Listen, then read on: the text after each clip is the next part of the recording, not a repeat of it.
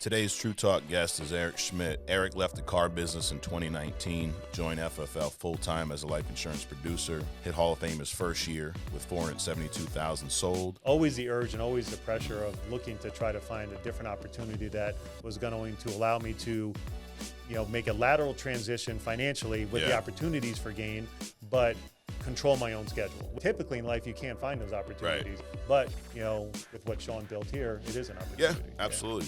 Last year, made a commitment at annual convention to get back to where he was. He's doubled his sales and is back in the Hall of Fame as a producer and an agency. Find out how he did it on today's True Talk. I get, huge mistake. Yeah. Definitely, if you're like, what would you change? I would change never not hitting Hall of Fame.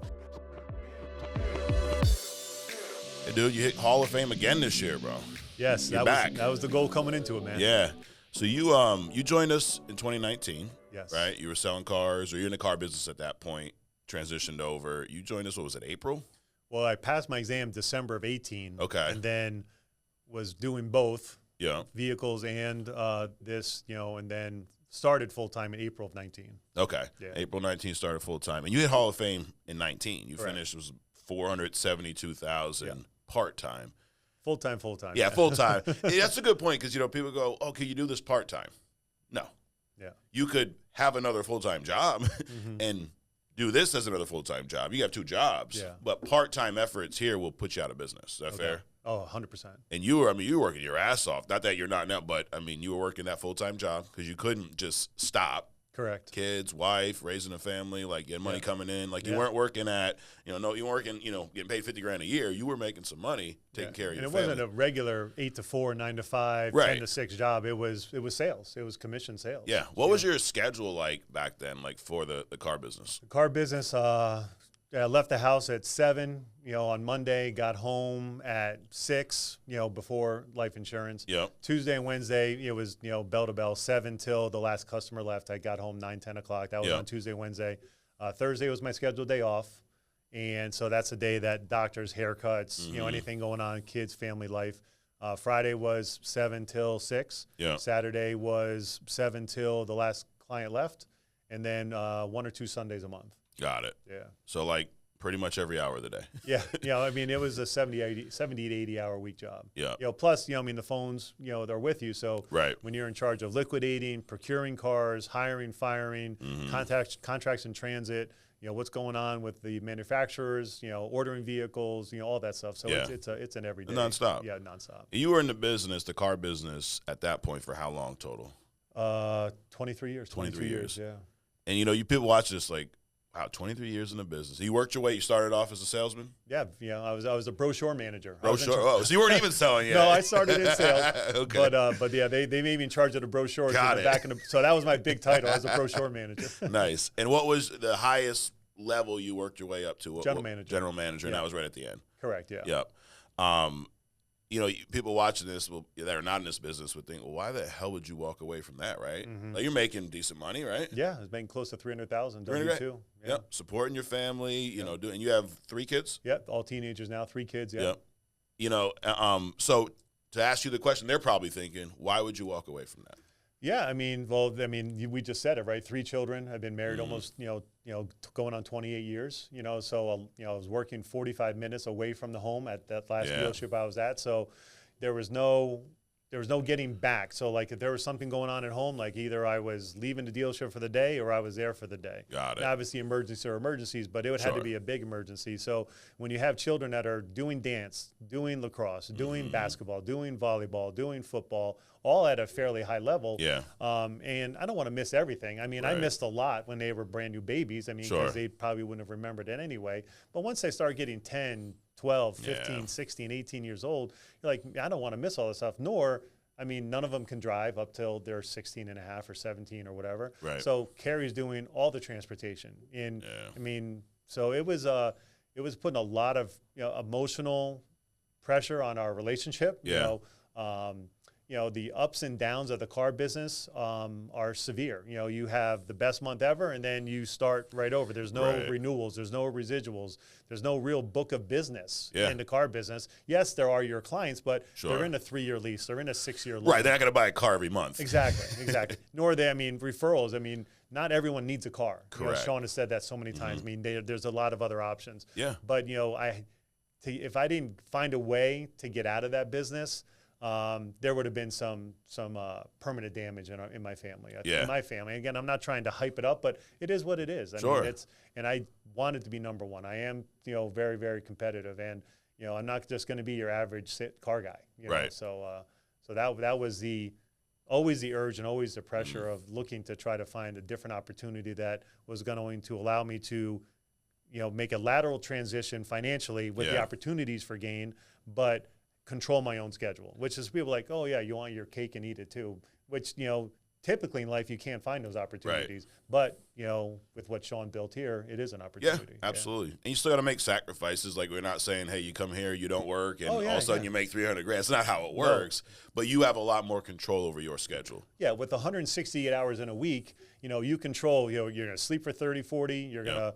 you're going to work out, you're going to, do stuff. But, the balance of those hours, like when I was doing this 30, 40 hours a week, when I was still working at the dealership, 70, 80 hours a week, I didn't just, still do this 30, 40 hours a week. Then I pulled from that 70, 80 hour bank of time. And then, that's when things, really took off. And I was able to not only continue to sell at a high level, but be able to share the opportunity and recruit and take advantage of all those hours. So, but it was my hours. I didn't miss. I don't go to practices, but I didn't miss games. I didn't miss recitals. I didn't miss, Saturdays, important stuff, But like I would go to a play, like if my kids were in the Wizard of Oz, a couple years ago. But, we took 2 cars to the venue, and after the event was over, my girls went with my mom, and I took, with their mom, and I took my own car. They're like, well, where are you going? I'm like, well, I was just at the play for 3-4 hours. Now it's time to go to my appointments. I got to go back to work. And but we had conversations about that. It wasn't like totally shocking or surprising. They understood. And it's not almost. You have to do more. You have to do more first to get out of that. Like, it wasn't just, I'm going to quit the car business and start selling full time and replace my income. You kept that job for, like, how long were you doing both? I was doing both, April 1st. So I got my license in December 4th. Yep. And then I went to convention, which I'm sure we'll talk about, in February. Yep. And, I was selling. I was on a lead campaign coming out of convention, February, March, April. And then April 1st, I started full-time with this. Got it. I just needed to prove to myself that I could replace that income. Yeah. And you actually had a license in the past, right? You 2008. Way before FFL. We were at another company. Yeah. And you didn't leave the car business. You were doing both back then. Correct. Yeah, I was doing both. Totally a 180 from where we're at today. Leads, technology, automations. No comp. Have the option to do virtual versus in-home, which I still love in-home. Yeah. But fax machines, paper apps, no e-apps, so it was totally different. But, but I tasted the success and the value of leads and people that were interested in what we had to talk about. So that was in 2008, 2009. Got it. So that was 9. We started this company, 5-6 years later. You knew about that when we started, right? 'Cause you kept tabs on social media or whatnot. And you're just kind of watching this whole time? Yeah, I was just watching, getting dripped on, and paying attention and looking at the names and, who was doing what. And I'm like, okay. And then, but, I wasn't like, the pain wasn't high enough in the car business. Yeah. But eventually, that pain got so painful that I was like, and then that's when I called Eric and I said, dude, if this is real, I'm in. So, Was there like one moment or a sequence of things that led you to finally go, you know what? I've had enough. Let me call Eric and see what we can do. I think it was probably on a Friday. I think it was a Friday or Saturday. I was leaving Cheshire, driving 91 North, getting ready to hit more traffic. Right. And I'm sure my kids were texting me. I'm like, Carrie's like, hey, we got this, and I probably stayed late for a client, for a customer that, was, wanting to negotiate more on a car that they could negotiate for. And it probably ended up being nothing. And I was just like, and I probably had to be there the next day. Maybe it was a Saturday and I had to be there on Sunday. I'm just like, there's got to be a better way, So I think that pain, I'm sure there's a better word out there for it, but that pain got painful enough where I'm like, hey, you know what? And I didn't even have Eric's number. I think I may have mentioned this before. I called him on Facebook phone thing, and he answered. And he's like, I've been waiting for you to call, messing with me. And and then, not the rest is history, but that's where it started for sure. And it's one of those things where, you know, you're working every day. You almost get caught up in the hustle where, you know, a week goes by, a year, next thing you know, 10, 20 years goes by like that. No doubt. No you doubt. know? And, you know, like I said, when you have good months in the car business, I mean, there's nothing better. Sure. You know, you get the, you know, the retro bonus for all the cars that were delivered. You know, the finance and insurance department did their job. Yeah. You know, the people you hired did a good job. You didn't have to fire anyone. You know, the owners of the company, you know, are great, and they took care of you, and they didn't try to repencil your deal or change your comp or something like that. And but then the tough months, just like, oh, you know, it's, you know, now again, that was a long time ago. Now 6 years ago, the car business has definitely changed post COVID and, you know, all that stuff. But it was I just, you know, and then towards the end of my car, like when I was doing the deals and pressing the buttons on my keyboard, like, you know, doing the numbers, I'm like, man, I was just counting the days. You know, I mean, I was, you know, I would go to the lunchroom and do my lunch break, or I would jump in a car and go to an abandoned car lot and dial my leads to make appointments for that night or that Sunday or that Thursday if I wasn't off. So that was my main focus. I was on autopilot at the dealership at that time. Dude, it's like, you know, knowing you, I know your story. We've talked about this, but kind of trying to take a step out and looking at it. It's actually crazy, the fact that the general manager, like you, that's something you expect maybe one of the car salesmen to do, right? I ain't making enough money here. Let me do a little side hustle. Yeah. But you're the guy at the top. Yeah. And you're in the parking lot at lunch, you know, doing a whole other side business. It's crazy. Yeah. In my demo, there was leads all over the place. You know, there was like, you know, the backpack, and there was just, you know, paperwork everywhere, you know. So, yeah, but that, you know, but I gave myself 90 days. I said, you got 90 days to figure this thing out. And I found out quickly that, you know, with automatic approvals and advance and I found out quickly, but I made a lot of mistakes. Sure. But I found out that it was possible. Right. Were you capped from an income standpoint? Could you grow above that 300K? Or?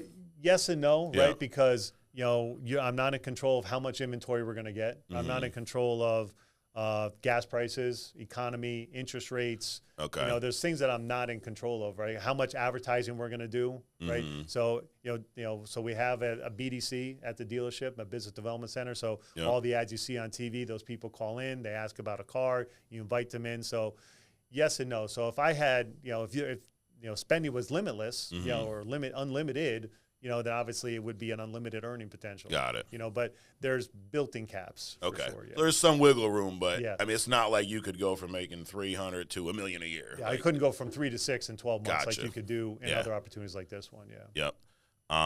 And then, so your first year with us, like I said earlier, you were Hall of Fame, sold 472,000 personally, started building a big agency. 2020 to 600K. It's your best year with us. Then you came out of the field. Why? Because I made a mistake. Okay. I probably listened to myself rather than listening to the people that I should have been listening to.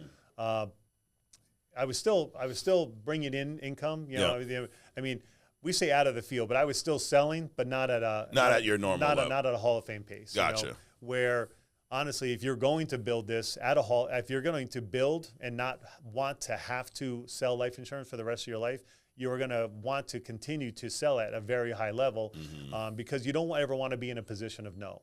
You know, so if an opportunity comes up for travel, Airbnb, leads, any type of support that you want to give the people that you're working with, staff, anything like this, any type of infrastructure, you're going to need that continual income coming in. Yeah. But I just didn't do it at the level. I did it like to sustain, or whatever the right word is, just to keep it going, but not crush it. Got it. Which is, because I never wanted to be out of tune with the leads or how to do it, and how to present. We were still doing everything in home then, huge mistake. Yeah, and definitely. If you're like, what would you change? I would change never not hitting Hall of Fame. Because you look at people like Jack Hugh that hit Hall of Fame every single year. Yeah. And other great agency owners out there, and they're very consistent with that. And I, for whatever reason, didn't do it. Right. When did you realize it was a mistake? When we stopped growing. Yeah. As a total company. As my agency is. Yeah. So I'm like, okay, I'm recruiting some, I'm producing some, but something's not right here. Yeah. People see I'm working. I'm not hanging out at the beach or doing whatever, but we're not growing. You guys were over $1 million at that point. Oh yeah, right? Yeah. I mean, we're but again, final numbers aren't in yet, but but we stopped growing. Yeah. So I think that's like, hey, when we were growing the most, what was I doing? I was selling at the highest level. Well, you're no longer selling at the highest level. Right. And, I'm not saying that is the reason, but it has to be a contributor. Sure. Yeah. What was the biggest month you had as an agency back then? I know you guys were over $1 million, 1.5, 1.8. Yeah, something. probably in that range, maybe not that high, but in that range. And I'm just like, oh, wow, this is something. And you see overrides, and and then you get but you can't be clouded and confused by that stuff. Right. Those because there's different sides of the business. There's expenses and things that come up that you have to take care of. But yeah, that's and then how low did it get before you? 6. Wow. Yeah, I think. I mean, again, I don't have the exact number. I probably definitely put a wall up in my mind. Yeah, absolutely. But -7 for sure. I'm just like, something's going wrong here. Right. For sure. And then you got back in the field. Like, I know you were still selling it here and there, but was it 2024 or 23? 23, I did less than 300, but more than 200. Because again, it's just like you almost like if you're getting leads and you have any skill set at all, you're going to do that kind of thing. But that's just enough to get you in trouble. To be honest. I mean, because if you're doing 250 for sake of argument, you take away leads, right? You take away chargebacks, you take away expenses, office, staff. Sure. I mean, that's kind of it. Right. I mean, and you still have a household to run. Correct. So that was 23, and then but this year I made a commitment to myself and Sean. Yeah. When he congratulated me for my subpar year last year, I said to him, I whispered into me, I go, this won't happen again. Yeah. Did he actually say that? Congratulations on your subpar year? No, he didn't say that. He doesn't. There's a lot of things that are spoken and unspoken. Gotcha. But, I knew it was a subpar year, agency-wise and personally production-wise. Yeah. And honestly, a little embarrassed. Really? That I mean, not going to a Hall of Fame dinner, not not being invited, and and rightfully so. I didn't earn it. So there is no, you're not tenured in. You're not, oh, well, you're here last year. Oh, you're not one of those. We have some of those. Like, well, I hit it 3 years ago. Why can't I go to, like, dude, how about the people that did the work this year? We're not mad at you, but like either do a Hall of Fame annuity, personal something, but how can we reward the top producers if we reward everybody? Oh yeah, because there'd be 8,000 people there. Yeah. It takes the specialness out of it. So so I just said, hey, next year it's not going to happen next year. Yeah. When did you make that decision? That night. At convention. Yeah. Well, I mean, leading up to it, but I'm just like, I said, this just can't happen again. Yeah. And being an integrity partner, I mean, it's a little bit different how the money flows. Sure. So I wasn't doing it so I could get a bigger boat. I get seasick. I don't have a boat. Yeah. Yep. Well, that rules that out. They got patches, dude. You put a little patch behind. I don't know if those work or not. Yeah. Yeah, it wasn't for me. I mean, personally wise, what I'm saying? It wasn't for the bank account. It was just like, hey, I'm going to do what I need to, lead from the front. We talked about just work for years and years and years. So, and it wasn't that I wasn't working. But I wasn't, doing my best. Right. Well, this is one of those businesses where you get good, and then it's easy to shortcut some things, right? Like, I don't need to dial all that time. I can dial this amount of time and still get my appointments. And it starts off slow, and at first you'll probably still be hitting the same numbers. And all of a sudden 6 months go by, and you realize, like, oh, shit, I was actually doing twice this before. It doesn't hit you instantly. It's easy to get comfortable or complacent at whatever level you're at. Yeah. Problem is everyone else around you is still growing. Yeah. Like $200K now isn't what it was 10 years ago. And $400K is starting. I mean, you see how many people have in a Hall of Fame dinner. Oh, yeah. I mean, they'll be well over 100 this year. Well over 100. Yep. I think the qualifying for the cruise was important. Again, I'm not a boat person, so my intention wasn't to go. Okay, so you qualified but didn't go. Correct. But it was more important for me to qualify. Yeah, absolutely. Because not that I need my name on a leaderboard, but people like like to be on leaderboards, and I'm a competitive person, and so I'm like, hey, I'm qualifying for that cruise, regardless, and just like I'm going to qualify for Cancun. I don't know if I'm going to go, but I'm definitely going to qualify for Cancun, and I like to qualify for the best room, and go from there, So those type of things help. Those mid-year things, definitely help. Absolutely, and it's like recognition is important in our business. It's a big piece of the recruiting. If you're recruiting me, I don't know who you are. Right? Maybe I saw you on social, maybe I didn't.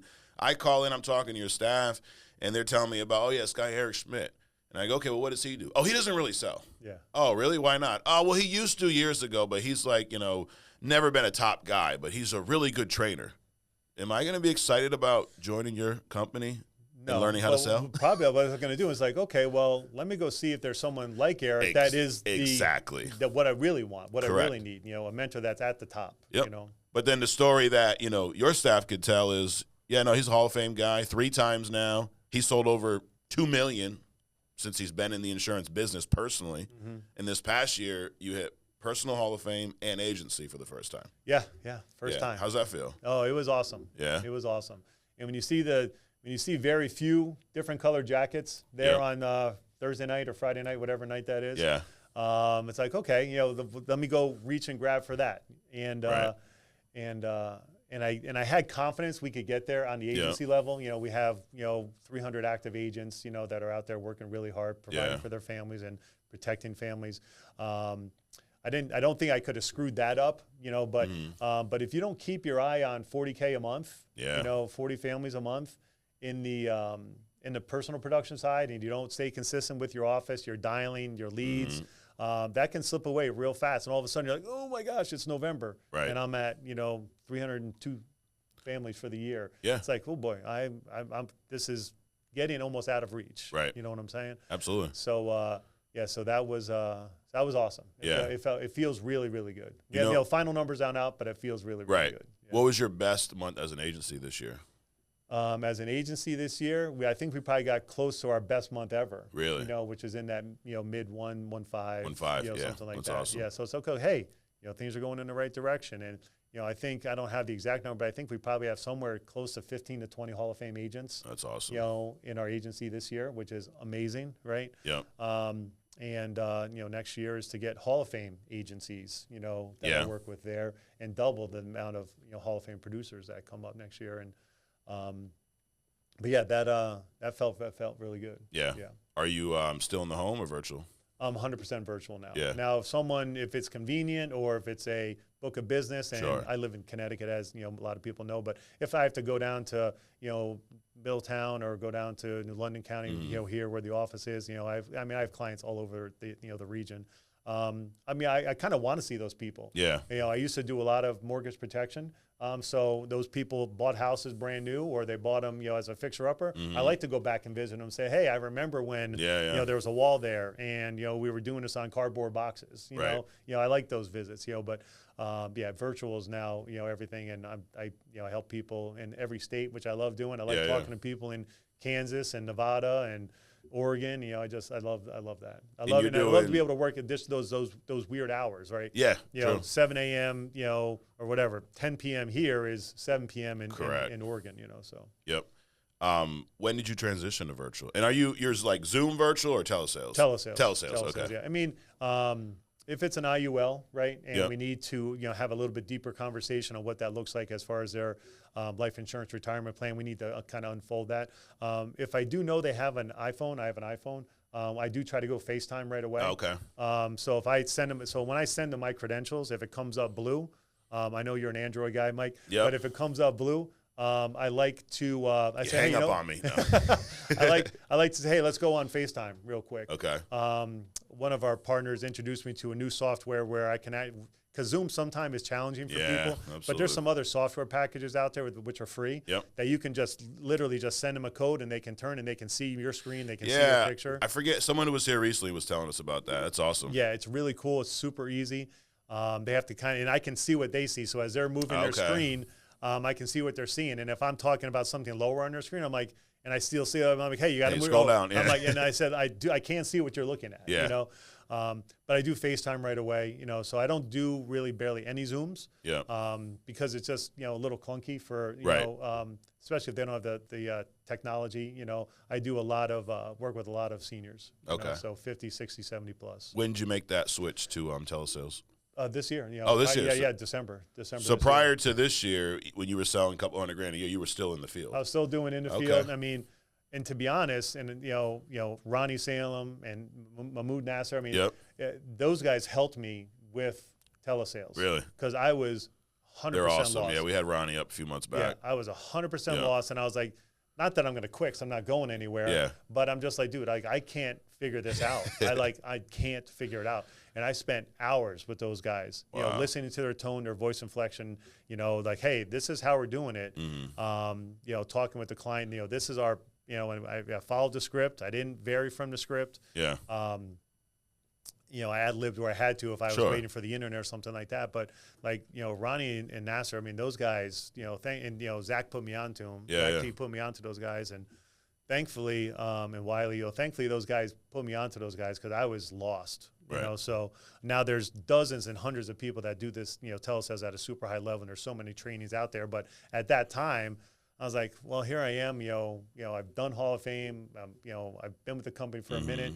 But I said, I can't do this. And I said, there's no way that I'm still going to be, you know, doing my family commitments and my agency commitments and hitting Hall of Fame and having doing this face-to-face. Right. Like the math wasn't there in my head. Time consuming. Yeah. So, so those guys, you know, pulled me out of the weeds and showed me how to do it. So what was it like? It's just funny hearing this because, I mean, your numbers speak for themselves, but you're doing telesales and struggling. What was it like before you hooked up with Ron and these guys? Oh, like, you know, I couldn't get off first base. I couldn't even get a hit. Yeah. You know, it was just like getting struck out all the time, you know, because I was bringing my in-home, you know, to the phone. And it's just, you know, I mean, there are, you know, similar skill sets, but they're not identical. Right. You know, and when I knock on the door, shoes on, shoes off, like it's my house. Correct. You know, where's the remote? I'm pressing mute. You know, like I can take that control over where when you're on the phone, you have zero control until you try to set up that doctor-patient relationship over the phone. And once you get there, like, hey, let me go over how this is going to work. You know, here are my credentials. You know, they have to trust you. They have, you know, all those little things. Like, you know, for most people in home, and that's why it's so easy, and that's why your persistency is typically higher, and your referrals sometimes are higher in home. And again, people that just started with us, you know, 6 months ago, they're like, what are you even talking about? Yeah, right. I don't like, you know, click. They've already changed the channel, but you know, with the telesales, like once you get that figured out, you know, then it definitely clicks. I mean, you still have to increase that, right? So when we had 25, 35 in homes, you know, now you want to have, you know, 50 to 75, you know, I mean, you know, every hour is double booked for me, you know, and I don't really stress it. You know, I ask people, hey, you know, now, you know, perfect. When do you want to call me back? Yeah. You know, well, tomorrow. Okay. You know, before or after lunch, and I put them on my calendar. I'm going to call them. But I just hey, when are you going to call me back? Right. And they tell me, so I know that's probably a pretty good time for them. And then I call them at that time. It was always my favorite when we were doing in-home. Like, you're dialing and like, I'm just so busy. Can you call me back? Well, what's a good time to call you back at home? I don't know, after 5. You know what? I'll actually be out there. Yeah. And now they're stuck because they're like, you know, trying to rush you off the phone. They don't even have time to make up a lie. Yeah. And when you're doing telesales, hey, you know, I already have a 5, but I can do 5:15. Yep. You know, because you always want to take control back, right? And they're like, wow, so if he has a 5 and this is a 5:15, it's probably only going to take 15 minutes. Well, depending on how many questions you ask, it shouldn't take more than, you know, 15, 20 minutes. That's a good point. Like, why, if you're working with someone that knows what they're doing and they're teaching you how to do it their way, you need to do it exactly that way. Because the little things like that, there's so much in there where, you know, 5 o'clock psychology behind it, 5:15. What if I just jump to the 5? There's probably a higher chance they're not going to be there. Oh, yeah. Like, it's not that crazy. The 5:15 creates that sense of urgency that, no, I'd love to, you know, do it on your time, but I got to do it on my time because I'm busy. Yep. And you maintain control. There's so many little things that people don't pay attention to. And then that's when you get agents that go, but I did everything you said, Eric. Yeah. No, you didn't. You didn't. We wouldn't be talking if you did everything the same way. Exactly. Yeah. And then also little things, we talk about little things, right? So, you know, so before we get off the phone, Mike, just so I can update our records, who did you have in mind for the beneficiary when you took the time to fill out this form? My spouse. My spouse is my beneficiary. Her name is Carrie. What's your spouse's name? Yeah. Betty. Perfect. And what's Betty's date of birth? And sometimes you'll get to the finish line just having that conversation. Absolutely. Well, why don't we just take care of it now? Makes sense. Yep. You know. And, you know, so before we hang up, you know, is there any, you know, reasons why you wouldn't be calling me tomorrow at 5:15? You know, do you have any doctors, any kids games? You know, I got 3 teenagers too. I know, you know, crazy. Nope. Perfect. Okay, good. You know, so are you good at keeping the appointments that you set? And even when I used to say that all the time in home, I still say it now. Yeah. You know, at the end of the call. So Mike, are you good at keeping the appointments that you set? Yeah, good. We are too. Right. We'll talk tomorrow at 5:15. Yeah, it's like you bring it from a casual phone call to, no, this is an appointment. This is a serious thing. Yeah. And it is. It's like you got to treat it as such. We're selling life insurance. It's a big deal. Yeah. People don't have this and they die, their families are screwed. Yeah, no doubt. There's no debate about that. And like, we talk about that doctor-patient relationship, right? Like when I go to the walk-in, like I need to talk. Yes. I'm the patient. Yep. The doctor needs to listen. Mm-hmm. So when I'm making a phone call and they're like, okay, yeah, just make it quick. I'm a little bit confused, Mike. Make it quick. Like you set the appointment to speak with me. Right. What did you want to get accomplished on this call today? Yep. And eventually I'm going to take back over. Sure. But I'd be more than happy to give them the control to get this thing started. Yep. But you have to listen for tone and voice inflection and what's going on in the background. Sounds like you're not at home. Right. Sounds like you're driving. Oh yeah, but I'm hands-free. Okay. When are you going to be home and hands-free? Correct. Yep. So, and again, these are all these little things that you have to listen for. And you got to be willing to lose it almost, or not afraid to lose it, right? Because I think what happens in those instances a lot is the agent, especially a new agent, I got him on the phone, right? I don't want to call him back or let him go, or, I know he's in the grocery store, Eric, but I got him on the phone. I'll be able to sell it. I'm just... No, you won't. Yeah, clean up aisle 4. You're like, well, this ain't going to work. Exactly. Because I was, we were in the office I'm in the office every day, and Jordan was making a phone call, and like he was like struggling. I'm like, Jordan, you got to let it go. Yeah.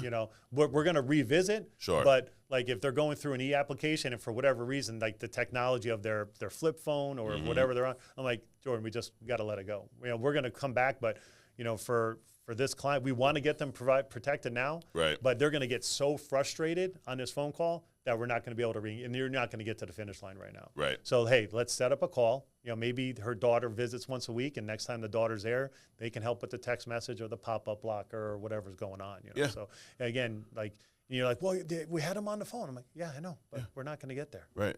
Yeah. Absolutely. And we have hundreds of people that are waiting for us to call. So I heard John, who sits next to me in the office, and he goes, just so we're on the same page, like I have 24 more appointments after we hang up. Yeah. So if you get something today, like Sean has said in the past, I'm not going to retire. Correct. And if you don't get something today, I'm not going to quit. Too. Yeah. So let's just be crystal clear that I'm protected. If I don't make it home from work today, my family's going to be okay. Yep. We're on here because of you. Yep.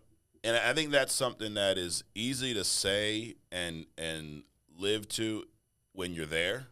But you have to have that mentality before you're there, right? You're a brand new agent. You probably don't have 24 appointments yet. No.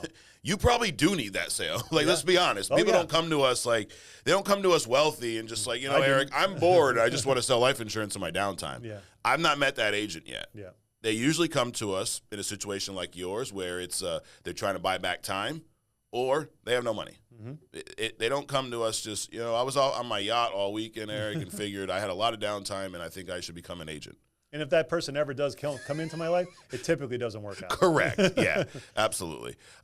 So when you are in that position where you're not making money yet, you're in a bad financial position, or the other thing, you have no time, it's hard to have that mentality of, I'm so busy, I don't need this sale, because you probably think you do need that sale. How do you make that mental switch? As a brand new agent or a fairly new agent or an agent that does need that sale, I think, first, I think you need to really communicate with whoever you're working with, right? So if I'm working with Bob and, I'm not a mind reader. I'm not going to micromanage the situation. That's why I got out of the car business. Sure. So I think, when you have a check-in, or, you're paying attention to, what's submitted and you're like, hey, I haven't seen Bob's name here recently.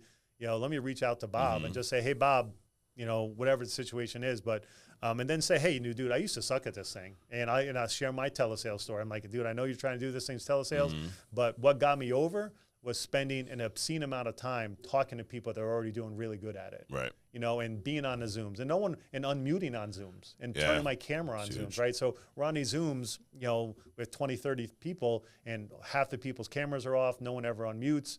And I'm like, dude, you're not going to get better. And I know you don't. I know you're embarrassed or you're not comfortable. I said, but how comfortable are you in your current situation? Can you make your car insurance payment this month? You have to not pay your mom rent this month. How uncomfortable is your situation?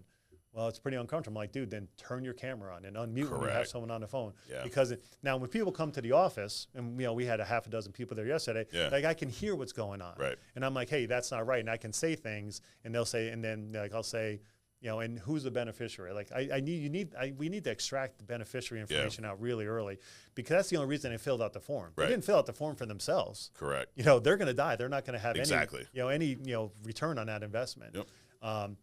Their return on investment is peace of mind and sleeping well, right? So, But, so if you can't get into an office, which again, we're not, that's not a big thing, right now everyone's working, so virtually, but everyone can get on their device and unmute. And so if they do that, and so I would say that would be something that they have to switch, and we have a lot of people in our group that aren't even in our group, that are on there. I'm like, find a Zoom room that you're comfortable in. Doesn't make a difference if it's West Coast, East Coast, South, North, don't make a difference. Well, you were talking earlier about Ronnie Salem and these guys helping you out. Yeah. You're not in their downline? No. If you sell or not, it has no impact on them. None whatsoever. But they were willing to, sure, dude, here's how we do it. They were fully invested in trying to make me successful, and again, I give as much as I can with those guys, again, I never want to be in a position of no, I say yes to pretty much everything. Right.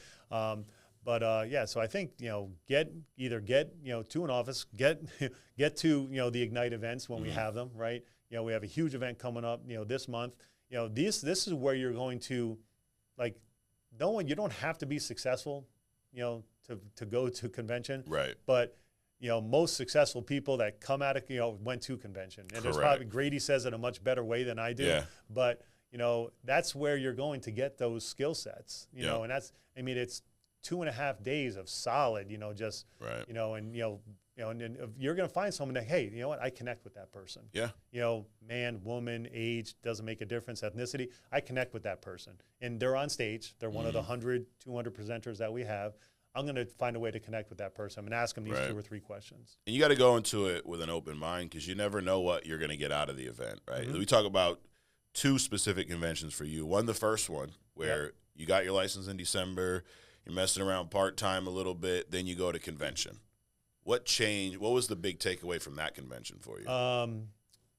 Seeing these people that I've been watching on, YouTube or whatever. Like, oh, they're real people. Yeah, they're real people, right? So Frank and Jamie, huge influences, Jamie on the phones, right? Dominique, just, fearless, right? People like John Wetmore and, other top producer owners and agency owners that were there. I'm just like, okay, these people are real, and then seeing the other people, I'm like, well, if that person can do it, I know I can do it. No disrespect to that it's person. Not a knock. Yeah. But I'm like, I know I can do this, and, recruiting right away. There's no reason to wait, and I think that was a constant message from the people in that, and you remember that room that we had in Vegas in 19. There was a lot of people there. Small room. The room was ceilings. tiny. Yeah, And it was shorter than this ceiling. It was hot in there. Oh, yeah. And the stage was high, so I couldn't. I wasn't on stage. Yeah, you would hit your head. Oh, yeah. And I'm just like, and I was just like, man, this is, stuffed in here. I remember I got off the airplane. I threw my bags in the corner. Obviously, I knew you. Like, hey, Mike, I put my, stuff in the corner.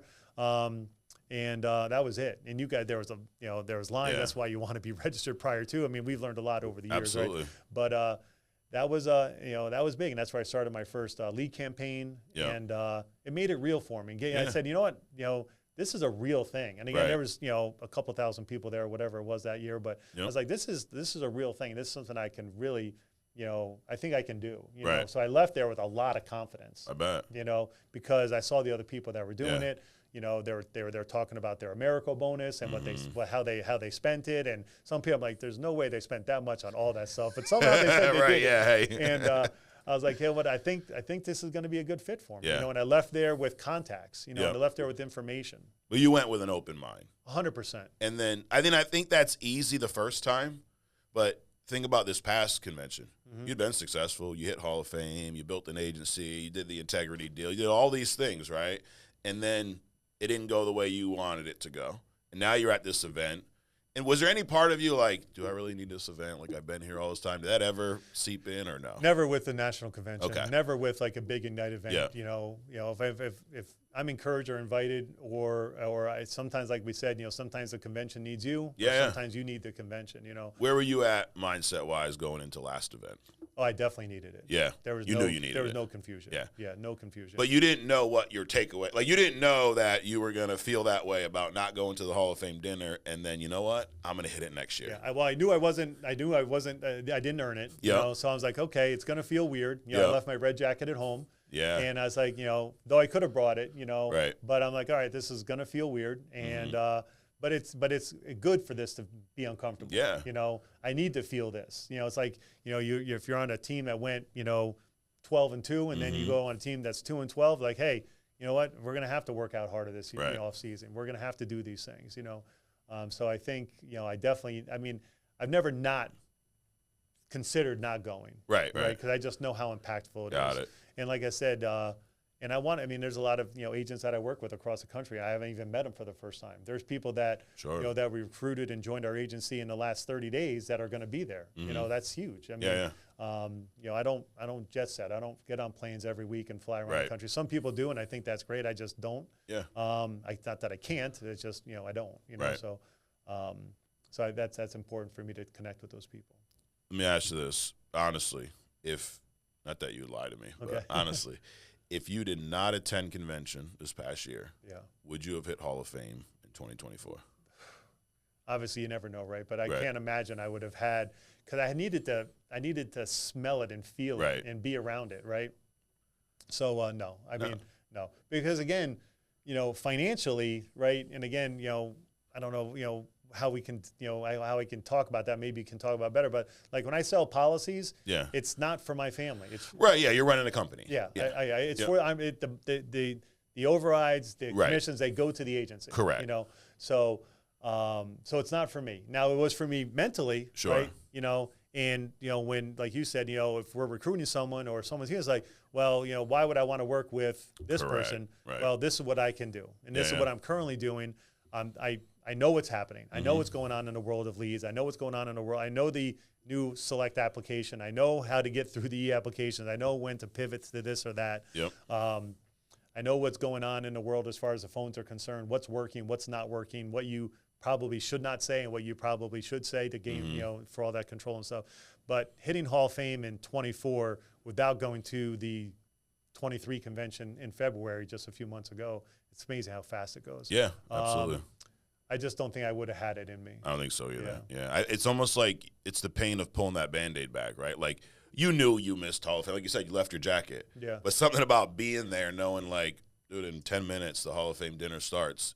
And I'm not in that place. Like, I'm sure that is a hell of a motivator. Oh, yeah.